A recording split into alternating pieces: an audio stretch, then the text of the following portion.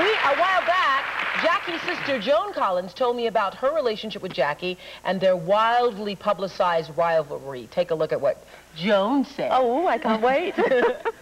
Jackie and I get along very well. Obviously, we have our ups and downs, as we do. You know, I mean... Would you say you're close? I wouldn't say we were incredibly close, no, because we're very different. Kind of close. Yes. Oh, yes, but absolutely. I mean, okay. If I was in a...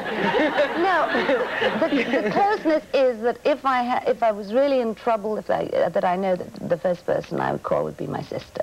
Because, you know, she'd be there for you. And she knows that I would be there for her. But, you know, we do not have the necessity to talk every day or to see each other all the time, you know. We'll spend Christmas together, we spend our birthdays together, but we don't go off vacationing together because we both have very different lifestyles. I like different things to what she likes.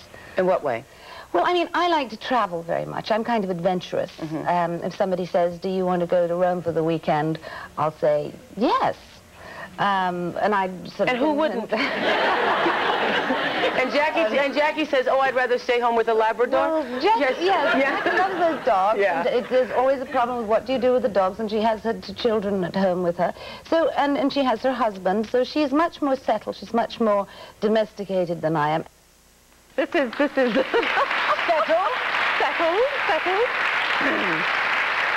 Well, I always say, you see, that if I was out doing all the things that I write about in my books, like Lady Boss, I would not have the energy to get up in the morning. That's for sure.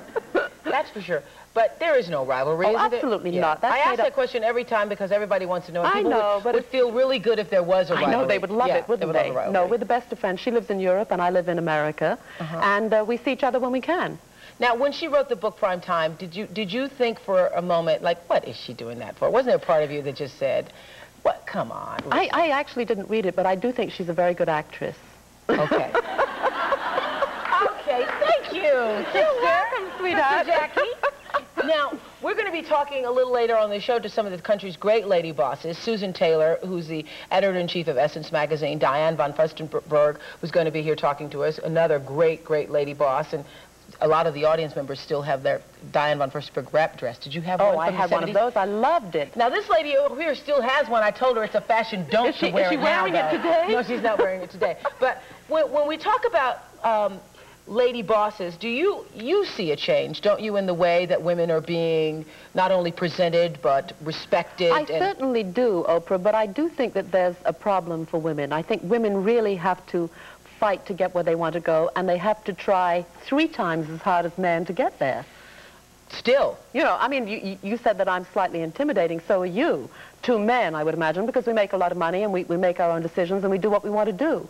But I was doing an interview a couple of months ago with a guy from a very big newspaper, and he actually pinched me on the ass when I got up to leave the room. No, he didn't. And I thought, how am I going to handle this? Because I wanted him to write a good interview.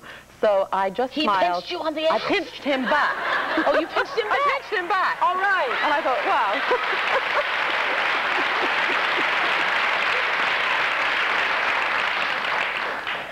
Well, I'm going to read one of the scenes. You know I love doing this. I know you love doing this. She does this so well. Okay, and so they fell into bed immediately. I'm only reading things I can read on television.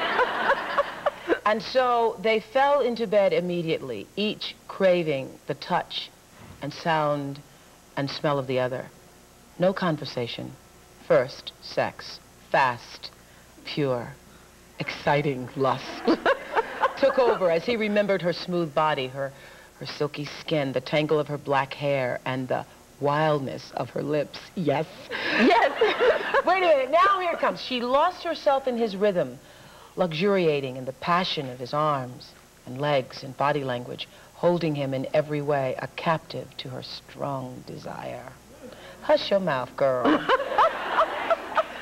Well, and so when you're writing things like that, do you yourself get, yes?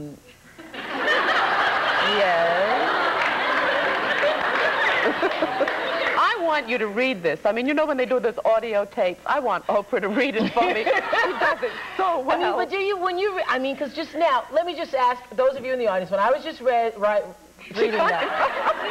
how many of you got just a little tingle, like a little flush? How many of you did?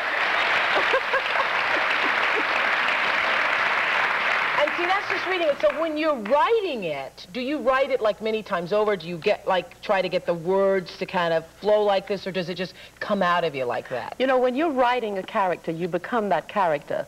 So if you're writing some violence... Oh, you had fun. You had a good time. If you're writing violence or something like that, you don't become violent, but the character kind of takes you over. So no, it's not a turn-on, but your character is turned on, you know? So there's kind of a thin line, and you want to... I mean, I really want to create mind pictures for people. I don't want to write like a man, because men write in such a way that the sex really is like too much, you know? It comes at you. Smutty. Yes, muddy, right. Yes. I want to create these sensual kind of visual things that your imagination will then take off on. So when people read Lady Boss and they read any sex in it, they're going to say, wow, I'm going to take it further, because their imagination is more exciting than anything I can write for them. Yeah, you're right about that. Because as I was reading, everybody's own imagination took... I said, look, I'm nodding, yes. I mean, you showed a clip of Nicolette Sheridan from the miniseries. Incidentally, she's great in it. But this guy, Vincent Irizarry, who plays Gino Santangelo, is sensational, too. And the sex in the miniseries is also the same as the sex in the book. It's kind of erotic as opposed to rude. Well, when you were casting, did you look for sort of a kind of, I've read, bettability quality? Because sex is not... There's one thing to be sexy. There's another thing to have that kind of quality that makes you be able to It was so much fun, because the director and Susan and myself would not cast a role unless all three of us agreed. So I was in on every casting session, and we wanted likability and bettability and good actors. So we have this hot young cast. I mean, the miniseries is so exciting because it's the book come to life for me. And Vincent as Gino is so sexy, but he's sexy in a likable way, because, you know, it's a story of a street kid that grows up in New York, and it encompasses 40 years. And, what I like about Lucky is that not only is she in control and bright and sharp and savvy, but of course she is sexy. And I think that's a wonderful image to paint of lady bosses, because we're going to be talking to some who are that powerful and sexy, who don't lose their womanness in the process of going to the top. When we come back, we'll meet a top women's fashion designer whose name has sold over $1 billion worth of clothes and merchandise. Back in a moment.